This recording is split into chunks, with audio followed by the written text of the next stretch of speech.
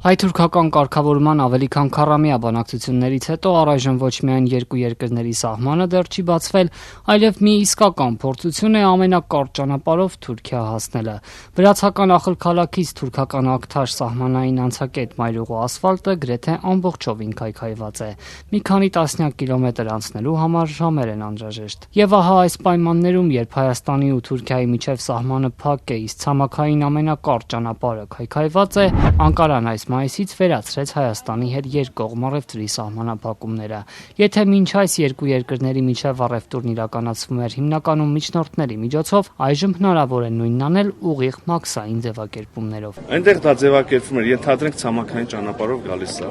ձևակերպվում էր արտահանում Վրաստան, Վրաստանում այդ ապրանքը մաքսազերծվում էր եւ հետո ձևակերպվում էր որպես Վրաստանից արդեն արտահանում Հայաստան, դա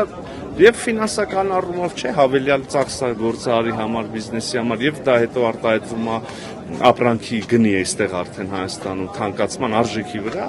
եւ հիմա արդեն փաստորեն այդ մեխանիզմը չպիտի գործի, ցանկացած մարդ, որը նախկինում ենթադրենք ինչ որ մի բան ներմուծում էր Թուրքիայից, հիմա կարող է ներմուծել ուղիղ Հայաստան ֆիզիկապես, այսի մաքսային առումով ուղիղ։ Ինչ տվեց այս որոշումը երկու կողմերին ու արդյոք ակտիվացրել է առևտուրը։ Հայաստանի վիճակագրական կոմիտեի տվյալներով հենց մայիսին Հայաստանը Թուրքիայից ավելի շատ ընդհանուր գնով ապրանք է ներկրել, քան նախորդ տարիների նույն ժամանակահատվածում։ Ընդհանուր առմամբ ըստ հայկական կողմի այս տարի Հայաստանն արդեն շուրջ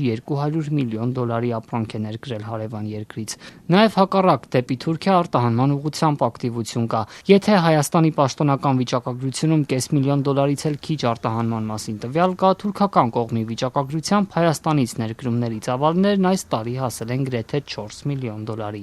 Սա թեև Հայաստանի ընդհանուր արտահանումների համեմատ շատ փոքր ծավալ է, սակայն զրո էլ չէ, ինչպես Ադրբեջանի դեպքում։ Հստակ վիճակագրությունը հասանելի կլինի ավելի ուշ, մինչ այդ մասնագետները քննարկում են երկկողմ առևտրի հնարավոր նոր ուղղություններն ու հեռանկարները, ինչ կշահեն կողմերը սահմանի բացման դեպքում։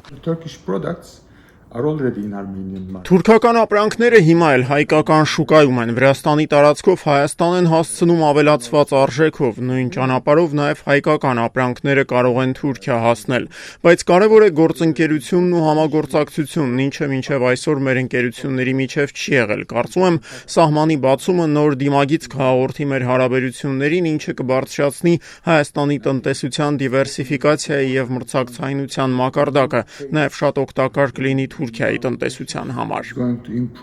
Թուրք տնտեսագետ Թեփավ հետազոտական կենտրոնի ղեկավար Գյուվեն Սաքը, որը 2010-ին Հայաստանի նախկին վարչապետ Տիգրան Սարգսյանի հետ Երևանում հայ-թուրքական հարաբերությունների թեմայով համաժողով էր վարում, առանձնացնում է մի շարք ուղղություններ, որոնք կարող են հեռանկարային լինել երկկողմ համագործակցության համար՝ տուրիզմ, լոգիստիկա եւ տեղեկատվական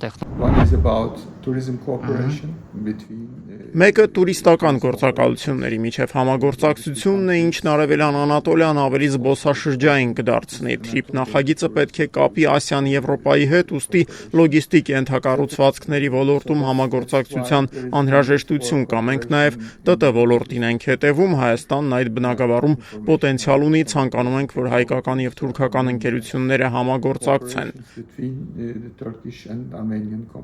Յուվենսակը մանրամասնում է Թուրքիայի գավառներ տարեկան առավելագույնը մի քանի 100 ամերիկացի զբոսաշրջիկ է այցելում, իսկ Հայաստանում նրանց թիվը տասնյակ հազարների է հասնում։ Հայկական տուրօպերատորները նրանց կարող են նաև Թուրքիա տանել։ Հայերը հիմա գալիս են, բայց կարևոր խնդիրն ուղիղ կապ ունենալն է։